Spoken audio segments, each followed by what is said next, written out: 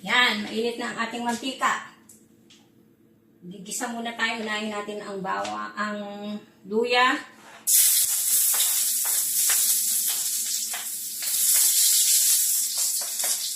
Then, ang sibuyas.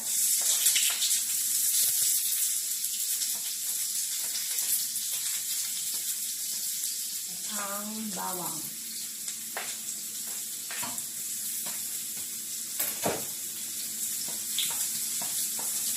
Alam nyo guys, may aminin ako sa inyo.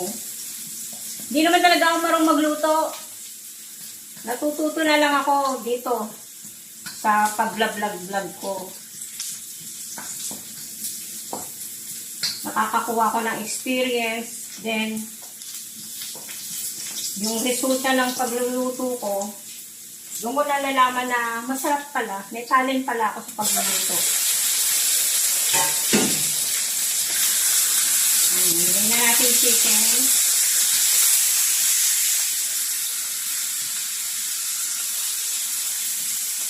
Kasi kahapon, nagpunta kami sa Asian market. Kaya nakakuha ko ng ibang ingredients na pangluto ko. Pero pang Filipino food. Abangan nyo yung beef steak ko. Kasi, nagutuan ko siya ng beef steak. Di pa niya natikman yun.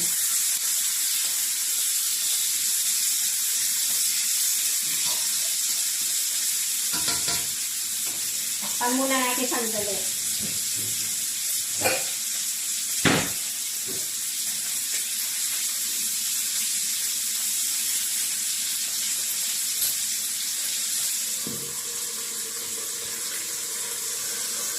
Yan na guys. Kumakatas-katas na siya. Yan, medyo titiplayin natin siya ng paminta.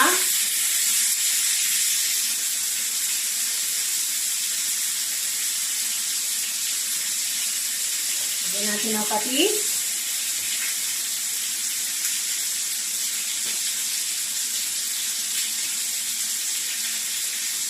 Bago lang kasi yung patis na ito. So, bibili lang namin kahapon.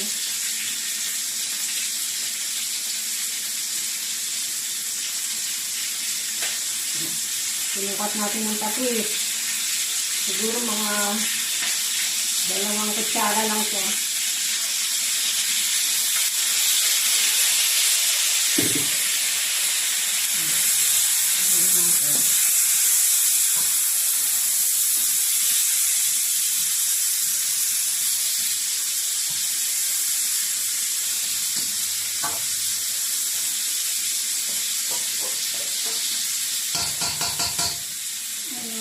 Tatakpan natin siya ng may tubig na. Palalambutin natin.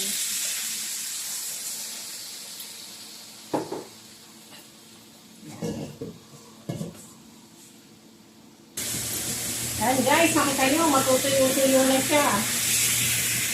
Isip ko, yung sabaw ng pineapple chunks, i-boost ko ito para mas umasa siya.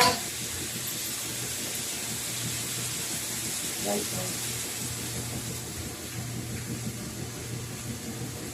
Habang papalambutin natin yung carrots na yung patatas.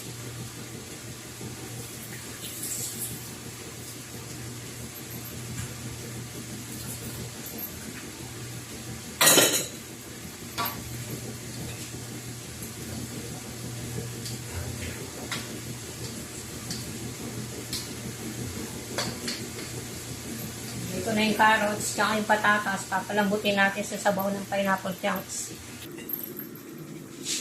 Guys, lagyan natin ng konting asin.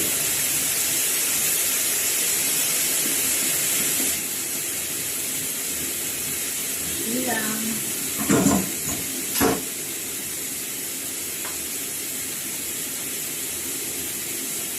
Ating garlic powder.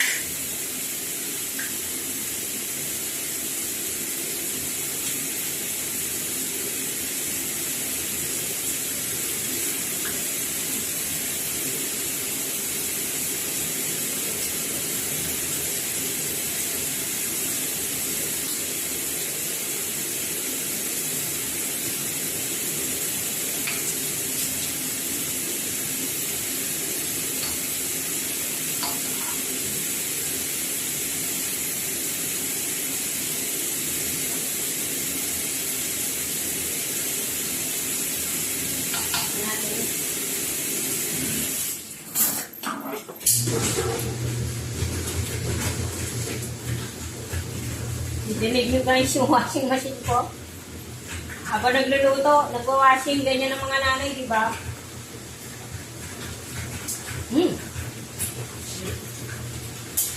Yung asin kasi na dinagdag ko, nakakadagdag, ano yun eh, balance ng lasa. Kaya masarap.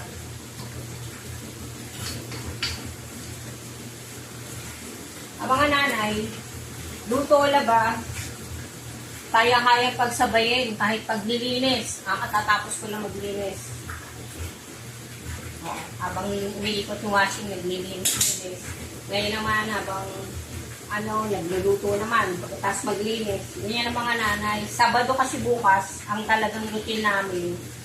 Pag Sabado guys, sabay kami naglilinis niyan habang naglalaba ako. Pareho kami naglilinis. Siya sa mga CR, ako dito sa sala, siya sa kwarto. Kasi nagluluto pa ako. Bukas, Sabado, may lakad kami ulit. Kaya ako naglinis. Wala mag-isa. Ngayon, nagluluto pang dinner na to. Kaya mga nanay, ganun, no? All around. Bigyan na natin ang ating curry powder. Kasi ano na siya, unti-unti na siyang lumalapot. Unti na siyang natutuyo. Kaya, bigyan na natin ang ating powder.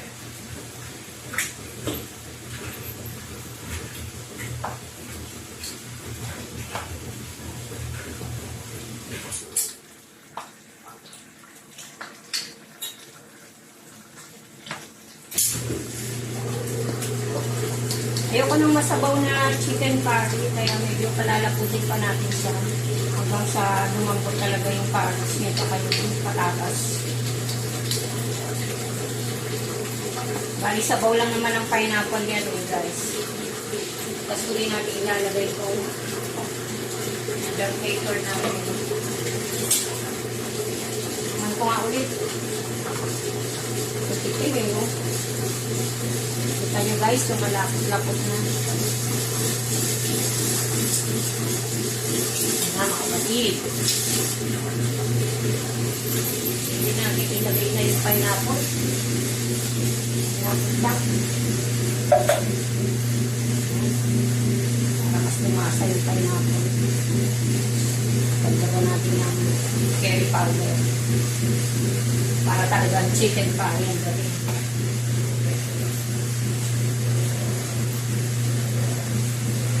Sana magustuhan niya to.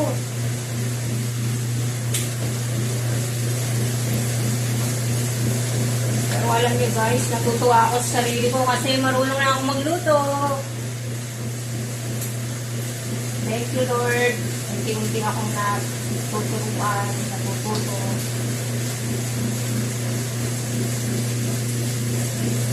Pag pala talaga mahal mo yung tao, gagawin mo lahat.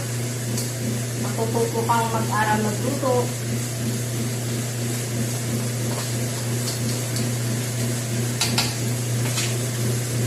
Kanya. Lambutin lang natin patuyuin lang natin ang konti kasi ayoko na masabaw. So guys, yan na. Linis na yung paligid ko. Natitira na lang bell pepper. Kaya ilalagay na natin ang ating bell pepper kasi luto na ang ating chicken curry. Ang bell pepper kasi guys, nakakadagdag ng aroma yan sa linis. Eto na siya guys. Ayan na yung resulta ng chicken curry natin. Kaya malalaman natin mamaya kung ano lasa para sa kanya.